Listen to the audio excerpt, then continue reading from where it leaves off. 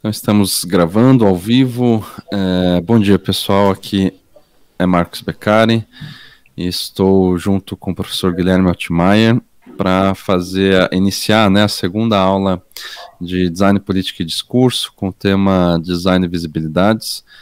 Bom dia a todos e todas. E hoje a gente vai falar de dois textos, né, elencados, que é o da Donna Haraway, o famoso Saberes Localizados, e um trecho ali do Pensando Sexo, da Gayle Rubin.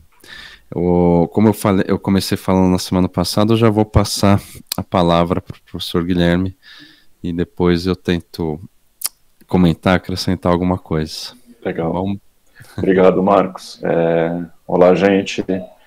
Só para lembrar que a gente está no YouTube, para vocês se inscreverem no canal e ativarem o sininho aí. Enfim, hoje, como o Marcos falou, a gente vai falar de comentar dois textos. Eu fiz algumas notas a partir das leituras. Obviamente são dois textos bastante grandes e complexos, né? Então a gente não vai dar conta de tudo aqui. Eu anotei algumas coisas que eu acho legal trazer para depois vocês complementarem com comentários e tal. E a gente está falando de dois textos, né? O da Rubin, que é Os Limites do Feminismo, e da Haraway, Saberes Localizados, a questão da ciência para o feminismo e o privilégio da perspectiva parcial. Ambos os textos têm uma temporalidade bastante próxima, né? Os Limites do Feminismo é de 1984 e o da Donna Haraway é de 1986, e ambos nos Estados Unidos, então tem uma proximidade ali, eu acho, de percepção, inclusive mais para o final do texto da Haraway tem uma comunicação certa comunicação com o texto da Rubin, né, no sentido da relação que ela traz, que a Rubin traz principalmente da relação entre sexualidade, o sexo e o gênero, né, que ela traz para problematizar isso no feminismo, e já a Haraway vai falar um pouco da questão, e o trabalho da Haraway é um pouco mais pensado, uma crítica, né, de uma predominância masculina na cultura da ciência, né, e ela vai colocar isso, vai questionar tudo isso. Haraway coloca isso de uma maneira bastante peculiar. Os textos da Haraway são muito criativos e muito doidos e faz a gente viajar junto e ter que reler e ter que voltar ao texto, porque é um texto, né, que é muito minuciosamente bem colocado as coisas e a gente tem que ir reamarrando as coisas, né. Então acho que são dois textos super bonitos e interessantes da gente trabalhar hoje. A Rubin, a gente vou começar comentando um pouco pelo texto da Rubin, né, Os Limites do Feminismo. A Rubin, que é um texto que é uma resposta em uma conferência, né, apresentada em 1972. A Rubin é adepta do coro, né, do BDSM, do sadomasoquismo lésbico, né, então ela investiga isso. O grande trabalho dela, acadêmico, inicial, é de investigar isso na comunidade de coro leather, né, gay norte-americana, e por isso ela ganhou vários prêmios das associações de coro, e o que ela vai fazer é pensar, trazer as questões do sadomasoquismo, né, e dessas práticas para a discussão da sexualidade dentro da discussão feminista, que ela estava entendendo como se estivesse acontecendo naquele momento de uma forma bastante complicada, tanto no campo da direita quanto no campo da esquerda, no sentido de uma certa higienização dos discursos e uma exclusão de algumas práticas, né, que ela acha absolutamente relevantes de trazer para a discussão, justamente porque foram práticas radicais, do sexo radical, que foram abrindo campos de discussão feminista e, obviamente, mais para frente queer, né.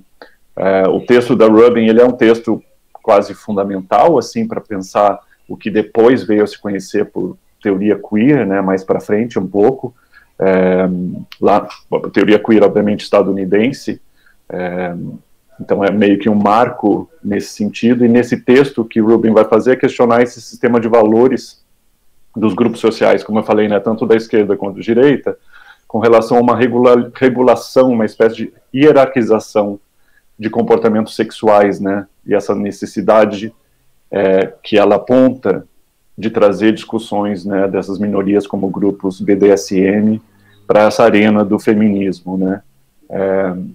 O que ela trata, então, é de trazer, de falar obviamente, mais para frente, sobre a relação entre gênero e sexo, como sendo inseparáveis, mas que ao mesmo tempo devem ser analisadas isoladamente também, né?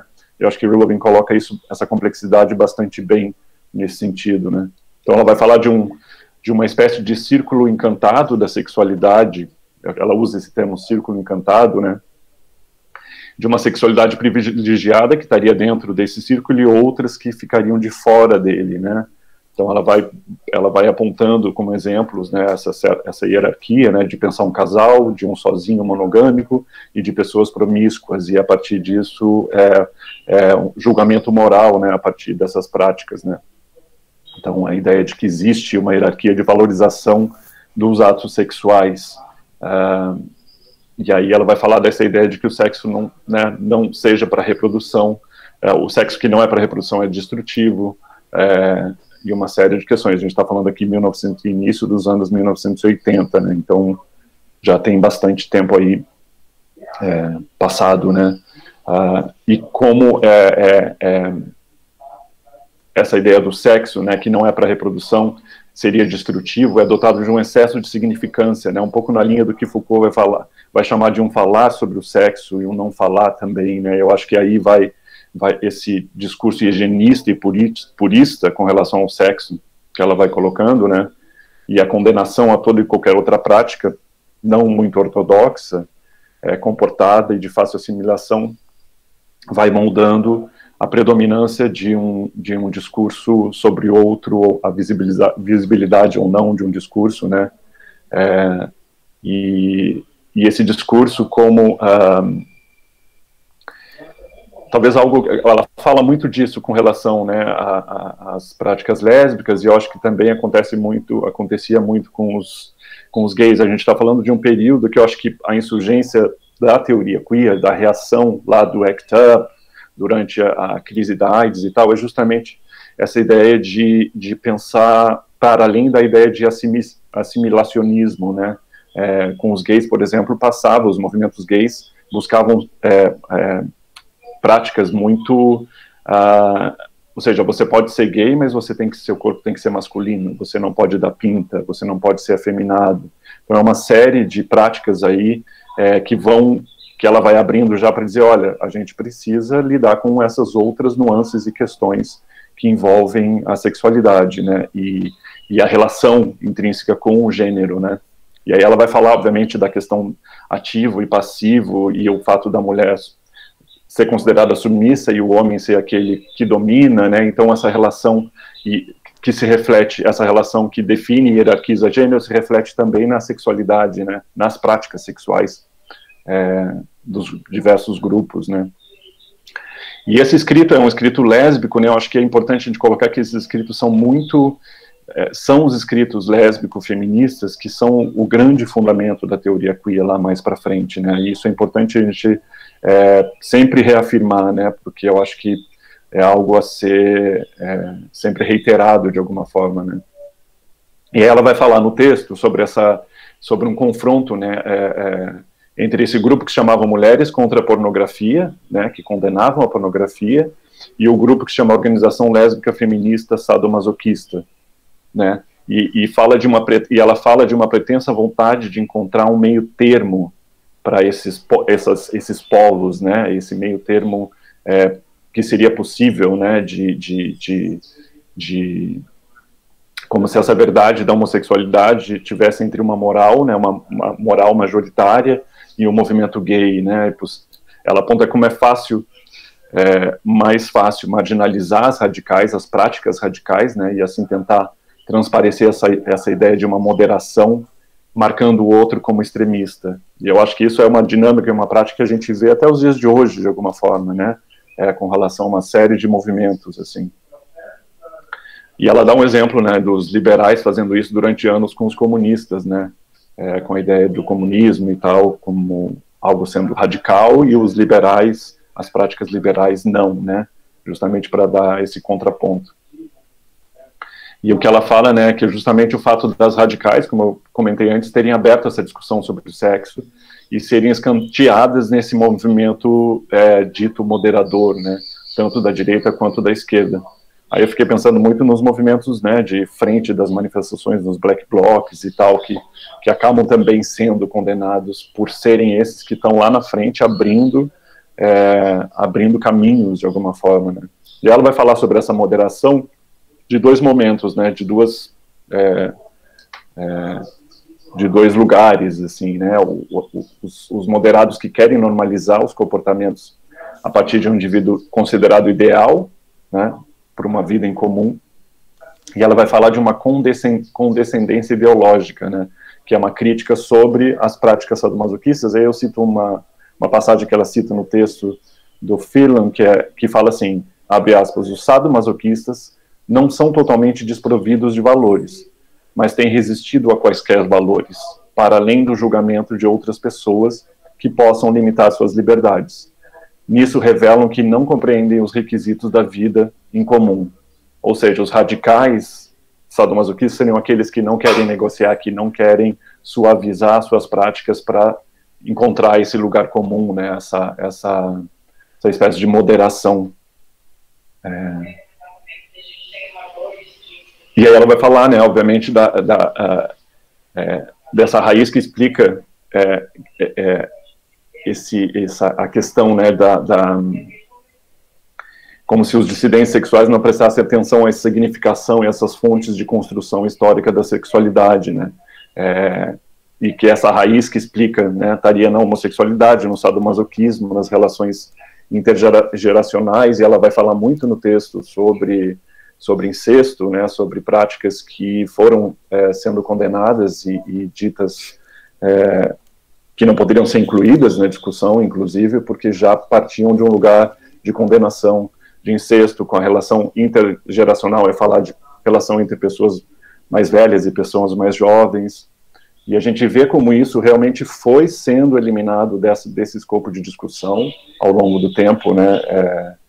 E no segundo momento ela vai falar sobre a questão do consentimento, e isso é muito interessante, bem complexo, aí acho bem delicado essa parte, bem delicado inclusive relatar e falar sobre isso, né,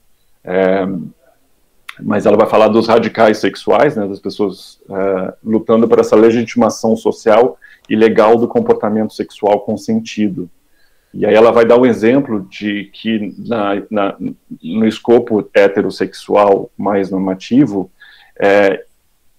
a lei já inclui essa ideia de um consentimento, né, e de uma espécie de validação do não consentido também, de alguma forma. E ela vai falar que para os radicais sexuais isso não acontece porque eles já são condenados por serem radicais de antemão, né. Então ela vai falar dessa ideia de que duplamente condenados já anterior, então não existe nem essa possibilidade de discutir o consentimento, né. E ela vai falar, ela dá o exemplo lá do chicote, né, que eu achei super interessante, justamente por fato deixa eu ver onde que eu coloquei aqui, eu notei um pouco isso aqui, mas justamente o fato da pessoa chicoteada não ter nem a possibilidade de consentir as chicotadas, né. Então é isso que coloca um pouco essa relação de hierarquização e diferença do que pode e do que não pode, né. E ela vai falar sobre, com isso, relação ali do estupro, né, no pressuposto de que a atividade homossexual poderia ser livremente escolhida ou imposta de forma coercitiva. Ou seja, existe um direito garantido por lei para a coerção, ao contrário das leis sobre sodomia, que seria um crime abominável, detestável contra a natureza já de antemão. Então, os dois entes participantes já são condenados de antemão, né. Então, é muito interessante, eu acho que a gente pode conversar mais sobre isso.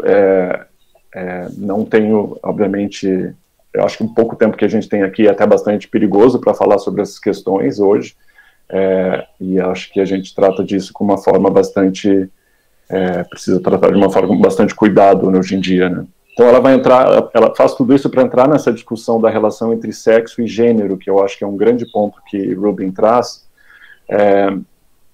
inclusive a partir do uso do termo sexo, né, tanto para designar o ato sexual, quanto para falar, né, do sexo masculino, do feminino, e como ambos informam mutuamente, né. E aí a gente pensa nesse papel do ativo e do passivo, homem e mulher, e o ativo e o passivo na relação sexual, né?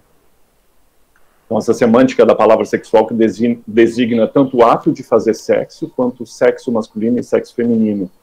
Reflete o que ela vai falar de um pressuposto cultural, né, de que a sexualidade é redutível a uma penetração sexual, ou seja, somente entre homens e mulheres ela seria possível nesse sentido, né, como uma fusão cultural. E aí eu fiquei pensando muito na questão do termo gênero, né, e sexo, e o quanto do termo gênero é combatido hoje em dia, justamente por problematizar isso e ampliar esse escopo de configuração, tanto dos corpos quanto das práticas, né, e aí colocar à prova essas normas pré-determinadas de alguma maneira, né. Então ela vai falar de como o gênero afeta o funcionamento do sistema sexual, né, e como eles estão relacionados, mas não são a mesma coisa. E isso ela vai, eu acho que é importante mais para frente, quando a discussão vai evoluindo, obviamente pós-Rubin, mas quando a gente pensa num transfeminismo e essa análise com relação ao gênero e sexualidade, é muito importante para pensar as pessoas trans, pensar travestis dentro desse contexto, né?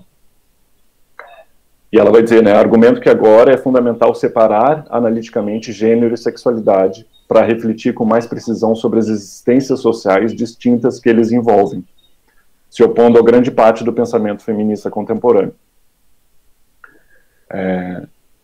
E aí o que ela quer dizer, né? Ela quer dizer que as lésbicas também são oprimidas não só por serem mulheres, mas também pela sua qualidade de homossexual e pervertidas, né, que ela usa a palavra pervertidas.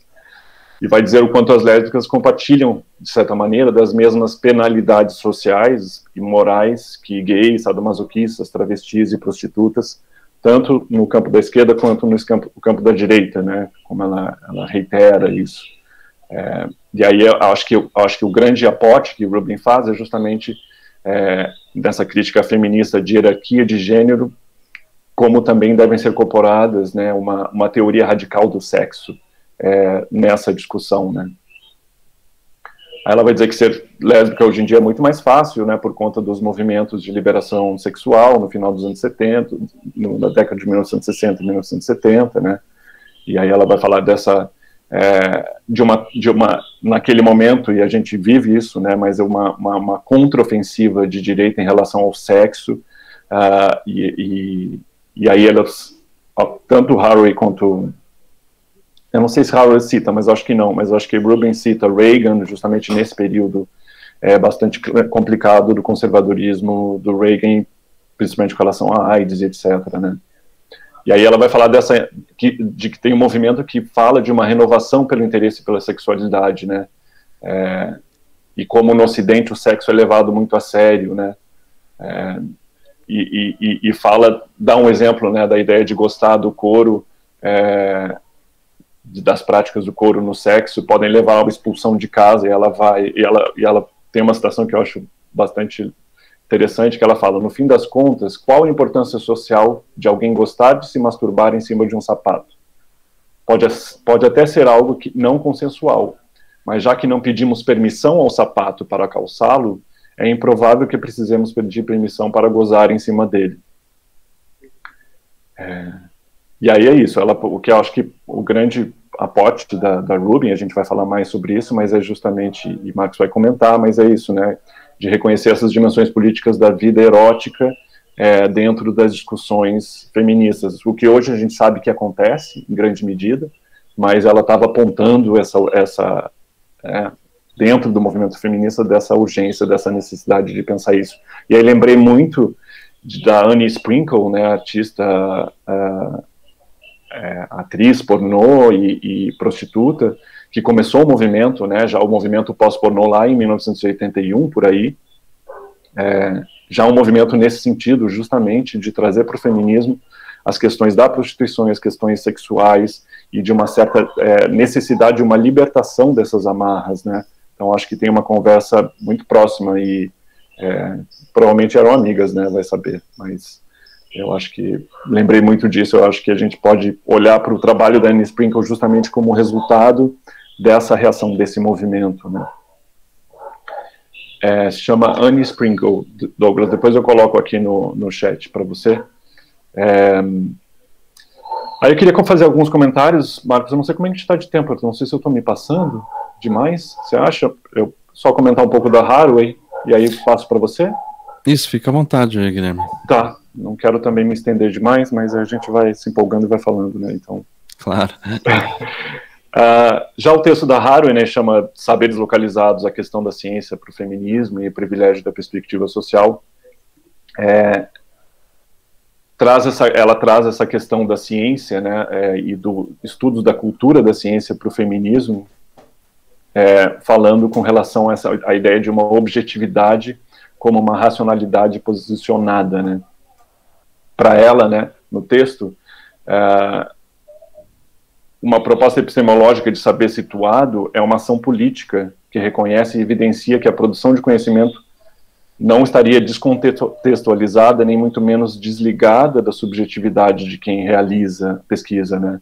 Ela relatar o ponto de onde a gente parte, e isso é muito da minha interpretação da Haraway, tá? Eu acho que aqui esse texto, ele permite diversas interpretações, e ele traz muita complexidade, ele não traz respostas rápidas nem objetivas, e ela, o tempo todo que ela afirma alguma coisa, logo em seguida ela vai matizar o que ela afirmou, e eu acho que é muito interessante nesse sentido. Mas é pensar, né, que o ponto de partida, relatar sobre o ponto de onde partimos nas pesquisas, nas investigações, de alguma forma, e ela coloca isso, né, atestar que não existe uma neutralidade no investigador, né, e leva em consideração que em realidades tão diversas de pesquisa é preciso compreender que são muitos olhares possíveis para analisá-las, e eu acho que isso que é um grande aporte que ela traz nesse texto, né, e aí o que ela vai problematizar é justamente isso, que não se trata de atestar que tudo pode esse pesquisador, a pesquisadora que se localiza dentro do campo, né, pelo contrário, eu acho que instiga uma responsabilidade ainda maior nesse sentido, né, a pesquisadora feminista frisa que Haraway frisa, né, que não é um lugar isento de reavaliação crítica, de desconstrução e interpretação. Até porque, segundo ela, a visão é sempre uma questão do poder de ver e de uma violência implícita em nossas práticas de visualização.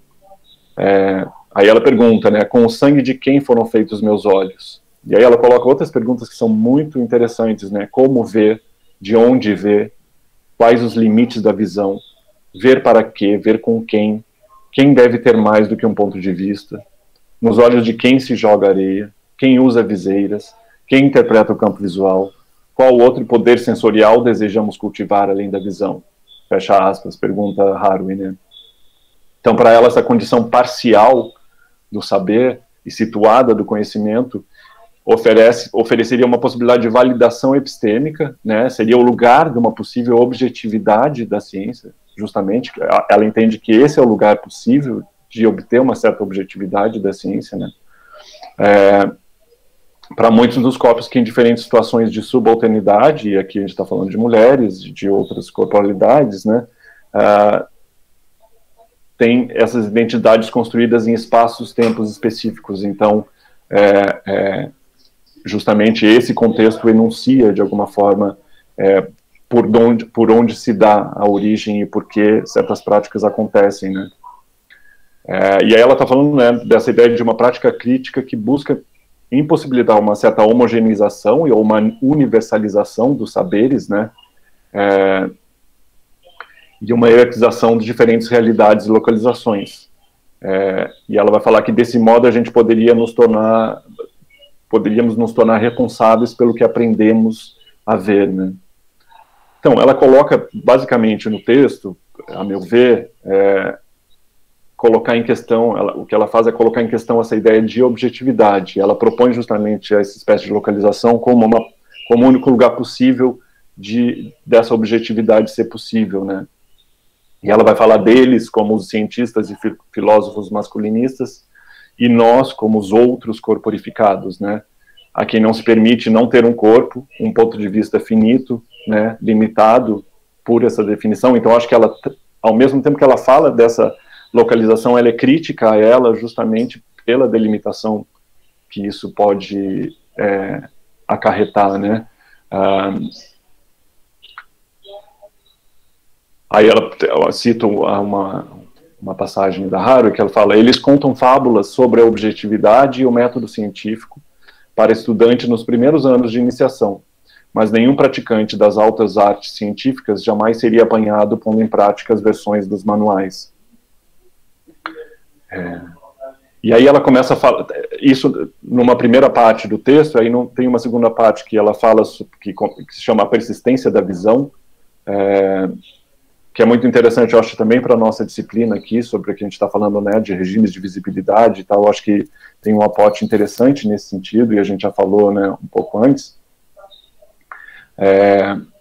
sobre essa ideia e ela coloca bastante, de uma forma bastante interessante, o quanto, tanto a totalização dos saberes, quanto a ideia do relativismo, né, de duvidar de tudo e de colocar tudo em questão, seriam ambos truques de Deus, né, que prometeriam igualmente, inteiramente, uma visão de toda parte e de nenhum lugar. Mitos comuns na retórica em torno da ciência. Então ela vai dizer, olha, nem 8 nem 80, na verdade, né. Eu acho que o lugar proposto aí talvez seja de outra ordem, né. Deixa eu ver o que mais eu tenho aqui anotado. Mas eu acho que daqui a pouco eu posso... Eu fiz copiei uma série de citações da Haraway que a gente pode depois ir discutindo. Eu acho que a gente, nesse momento, podia passar para você, Marcos, para você comentar, para não me estender demais também. Já deu uma meia hora aí. Tranquilo, Guilherme. Mas daí qualquer coisa você me interrompe. Imagina, claro. Tá bom. Tá bom. Pessoal, bom dia a todos e todas, né, de novo. Antes de qualquer coisa, eu preciso dizer que eu já cheguei num ponto em que a cada aula que eu dou, eu começo a misturar sem perceber os assuntos e questionamentos de outras aulas. Então eu peço desculpa desde já se isso vier a acontecer, né? Mas eu digo isso porque, por coincidência, na aula de ontem, junto com o Daniel Portugal e o Vandir, né, eu falei um pouco de relativismo, só que de maneira muito imprecisa, apenas para me contrapor algumas críticas que vêm sendo feitas contra a filosofia pós-estruturalista, que tem sido reduzida erroneamente, né, do meu ponto, eu diria, a um relativismo, e como se não bastasse, esse pós-estruturalismo dito relativista tem sido denunciado como uma das origens do negacionismo científico. Bom, ocorre que essa denúncia absurda não apenas distorce totalmente o pós-estruturalismo, como também tem uma compreensão muito vaga do relativismo, ao colocá-lo em oposição a uma objetividade científica. Pois bem, os dois textos de hoje nos mostram como esse tipo de dicotomia é sempre enviesado, na medida em que estabelece sempre uma falsa simetria, e não raro nos leva a mirar no alvo errado. Acho que isso é um ponto em comum dos dois textos. Essa ideia de mirar no alvo errado, como dizer que o relativismo ou o pós-estruturalismo é a causa do negacionismo científico, ou que a pornografia é a raiz das desigualdades de gênero, ou ainda que o PT é o culpado do bolsonarismo. Enfim, esse tipo de reducionismo simplista é o que tanto a dona Haraway quanto a Gayle Rubin vão se contrapor para defenderem as noções de, respectivamente, saberes localizados e teoria política do sexo. E notem que ambos os textos foram escritos, como o Guilherme bem colocou, né, em meados da década de 80, ou na metade, enfim, ou seja, para vocês verem como parece que a gente nunca avança na filosofia, tendo sempre que retomar e reler os mesmos textos. Bom, começando então, eu vou começar pelo... o Guilherme falou por último da dona Haraway, né? Então eu vou começar por ele. Depois de uma longa introdução, que ela coloca, eu acho mais como um desabafo, tipo um pronto falei, em que ela vai atirando para todos os lados ali, chegando, enfim, a uma, assim, vocês falam, meu Deus, onde que ela vai chegar com isso, assim? Aí ela entra no tópico mais crucial do ensaio, eu diria, que se chama persistência da visão, né? E ali a Haraway enuncia uma tese tão contundente quanto paradoxal, que é a ideia de que a objetividade feminista significa saberes localizados, né? Paradoxal porque a noção de localizados tende a ser interpretada, e ela sabe muito bem disso, como um relativismo. Principalmente no discurso de que tudo depende de um ponto de vista, né? Sendo que o relativismo é um dos alvos principais da Haraway nesse texto, né? E não é à toa que ela vai se servir da visão enquanto uma metáfora central ali. Porque é pela posição do olhar que ela vai conseguir igualar epistemologicamente o objetivismo e o relativismo como visões de lugar nenhum, né, no sentido de pressupor ambos, tanto o relativismo quanto o objetivismo, ambos pressupõem uma visão imediata e simultânea, onipresente, portanto como uma espécie de olho de Deus, que teria a capacidade de ver sem ser visto, né? Então se trata de um ponto de vista supostamente neutro, imparcial, uma perspectiva na qual o sujeito de observação precisa basicamente sumir, desaparecer, para que a coisa vista se mostre objetiva, factível, fora de qualquer viés, fora de qualquer suspeita. Mas o que não se deixa ver nesse olhar pretensamente neutro é o fato de que, daí isso me lembra diretamente Foucault, né, porque Foucault formula isso muito bem na A Verdade e as Formas Jurídicas. Eu vou tomar a liberdade de ler a página 134, né? Foi preciso toda uma rede de instituições, de práticas, para chegar ao que constitui essa espécie de ponto ideal, de lugar a partir do qual os homens deveriam pousar sobre o mundo um olhar de pura observação, fecho aspas. Já o que a dona Haraway vai chamar de saberes localizados é uma reivindicação de um olhar e de uma inteligibilidade localizada, bem demarcada e deliberadamente posicionada. E percebam que isso não equivale, está longe de equivaler a algo como um lugar de fala, ou qualquer tipo de identitarismo. Porque a dona Haraway salienta o quanto uma perspectiva localizada também pode ser falaciosa enquanto uma categoria ou identidade. Nos termos dela, na página 23, abro aspas, os posicionamentos dos subjugados não estão isentos de uma reavaliação crítica, de decodificação, desconstrução e interpretação, isto é, seja do modo semiológico, seja do modo hermenêutico da avaliação crítica. As perspectivas dos subjugados não são posições inocentes, fecho aspas. E a Haraway também menciona, em determinado momento, a categoria da mulher do terceiro mundo, e com isso ela complementa, abro aspas de novo. Sujeição não é base para uma ontologia, é no máximo uma pista visual. A visão requer instrumentos de visão, uma óptica política de posicionamento. Instrumentos de visão mediam pontos de vistas. Não há visão imediata a partir dos pontos de vista do subjugado, fecho aspas. Isso na página 27, tá, pessoal? O que significa? Significa que o olhar é, antes de tudo, uma prática e um posicionamento, importando menos o que você vê do que aquilo que se pretende ver, e sob quais condições, por meio de qual mediação, a partir de qual lugar e mirando qual finalidade.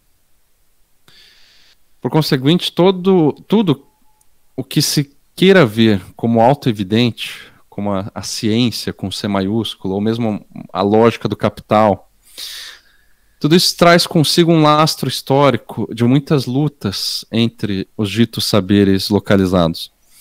Ou seja, a Haraway nos mostra que, na verdade, todos os saberes sempre foram localizados, mas que reconhecê-los como tais nos permite demarcar as posições e os valores de cada qual, bem como as possibilidades de resistência de saberes e olhares contra-hegemônicos. E com isso fica claro que a defesa dos saberes localizados não tem nada a ver com relativismo, e sim com demarcação de posição. E por que a necessidade de se posicionar, de se demarcar uma posição? Porque nos termos da dona Haraway, eu volto a citá-la na página 33, abro aspas, o único modo de encontrar uma visão mais ampla é estando em algum lugar em particular, fecho aspas. Afinal, é somente quando a gente sabe de onde falamos, o que nos levou a pensar de determinada forma e não de outra? Enfim, como é que o nosso conhecimento foi construído? É somente assim que a gente pode compreender e acessar outros pontos de vista. Caso contrário, estaremos sempre na ilusão de um conhecimento puro, autônomo, que supostamente se evidencia para além de qualquer ponto de vista. Mas a questão central para Harari me parece que não é nem epistemológica, e sim corporal, né? Mais precisamente relacionada a uma violência corporal, conforme ela explicita, como o Guilherme também disse, né, na página 25. Ela diz, abro aspas, que a visão é sempre uma questão de poder ver, ou poder de ver, e também da violência implícita em nossas práticas de visualização. Aí ela lança a questão, né, como o sangue de quem...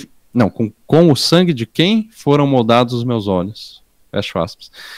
Essa instigante frase, eu acho que nos conduz ao texto da Rubin, né, que na verdade contradiz, em alguns aspectos, o texto da Haraway.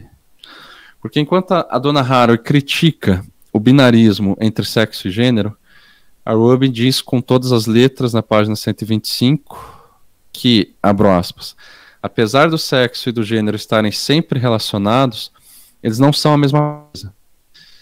De modo que ela propõe logo na sequência separar analiticamente gênero e sexualidade para definir com mais precisão sobre as existências sociais distintas que eles envolvem, fecho aspas. E é preciso considerar, né, e é isso que tem a ver com a metáfora do sangue que molda os nossos olhos, que a Rubin parte de um segmento específico do movimento feminista, que é o das lésbicas sadomasoquistas, né? Nesse contexto, ela percebia que, embora a agenda militante das lésbicas tome por base uma crítica à opressão das mulheres, essa crítica não era o suficiente. Porque as lésbicas são oprimidas não apenas por serem mulheres, mas também por sua orientação homossexual, além de suas práticas sadomasoquistas, que são consideradas como perversões sexuais. Ou seja, a agenda das lésbicas ultrapassa, por mais paradoxal que pareça, porque a gente tende a entender as lésbicas como, às vezes, um segmento do feminismo, né? Mas essa agenda das lésbicas sadomasoquistas, que parece algo muito específico, ultrapassa a agenda das desigualdades de gênero, aproximando-se mais das distinções e disputas relativas ao sexo. Por isso que no texto que nós lemos, a Rubin insiste em mostrar como a sexualidade está atrelada a um regime de poder que nem sempre coincide com os regimes relacionados às diferenças de gênero. E nisso a Rubin é totalmente Foucaultiana, argumentando não apenas que a sexualidade deriva historicamente do dispositivo medieval da aliança, que estabelece, por exemplo, a noção de família e parentesco, mas principalmente que há um nível de violência e desigualdade de gênero, aliás, de violência e desigualdade social, que é muito mais profundo do que as preocupações em torno da categoria de gênero ou da identidade sexual. Afinal, há uma espécie de... há uma série, na verdade, de comunidades específicas, como a dos travestis ou das prostitutas, que são mais do que oprimidas, elas são sistematicamente perseguidas, e não por uma questão exclusivamente de gênero, mas com base em comportamentos e costumes sexuais. Em especial, os chamados e as chamadas profissionais do sexo perfazem o nível mais baixo de toda a hierarquia social, ao mesmo tempo em que sustentam, em larga medida, esse dispositivo de uma heteronormatividade. E daí vejam, a Rubin ela é muito severa contra a teoria marxista e também contra uma série de teorias feministas, né? Isso porque o cerne do argumento dela, da Rubin, é que tanto a teoria marxista quanto boa parte das teorias feministas foram elaborados para lidar com práticas sociais muito específicas, em contextos muito específicos e situados e localizados. Em contrapartida, ela está reivindicando por uma teoria radical da política e sexualidade, ou da política da sexualidade, por acreditar que o dispositivo da sexualidade não só abarca práticas e contextos menos específicos, como também já está arraigado de tal forma em nossa cultura que acaba passando batido, digamos assim, quando, por exemplo, as nossas reivindicações se restringem apenas a questões de igualdade de gênero. Isso ela vai mostrar, né, por meio de alguns discursos feministas, que por mais favoráveis que sejam, por exemplo, ao aborto e aos métodos contraceptivos, vão adotar uma moral ultraconservadora para combater a pornografia e a prostituição, como se isso pudesse acabar com o patriarcado. Com isso, a Rubin quer enfatizar como certa tendência do pensamento feminista, ao criticar a liberalização sexual como efeito do patriarcado, não percebe que essa crítica muitas vezes reforça o dispositivo burguês da heteronormatividade, que para Gay Rubin é a verdadeira raiz das desigualdades de gênero e sexuais. Para encerrar minha fala, que eu também não quero me estender, eu quero sublinhar o quanto esses dois textos, da Haraway e da Rubin, são tão complementares quanto contraditórios entre si.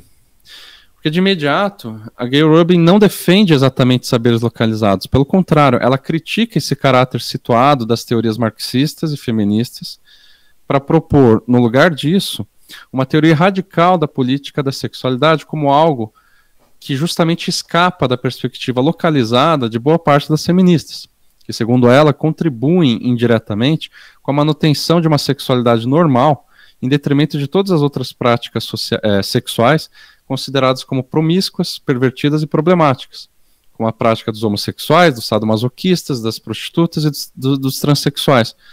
Lembrando que a transexualidade era tipificada como uma doença psiquiátrica até 2019. Ao mesmo tempo, a proposta da Gay Rubin não deixa de ser bastante localizada no contexto de uma sexualidade lésbica e sadomasoquista. Ou seja, foi somente a partir dessa perspectiva extremamente situada ou localizada, né, sobretudo em relação aos discursos feministas, que a Gay Rubin pôde constatar uma enorme assimetria da violência sexual em relação à violência atrelada a gênero. Essa é uma constatação bem objetiva, que não apenas corrobora com a tese da dona Haraway, porque ela provém de uma perspectiva localizada, né, como também evidencia que esses saberes localizados defendidos por Haraway ultrapassam, como eu dizia, questões identitárias e o chamado lugar de fala, por exemplo. Não sei se o Guilherme quer comentar, era mais ou menos só isso que eu tinha anotado. E senão a gente já encerra a transmissão e discute com o pessoal aqui. Acho que a gente pode encerrar aí e começar a conversa já interna. Maravilha. Então, Bianca, por gentileza, tchau pro pessoal do YouTube e até semana que vem.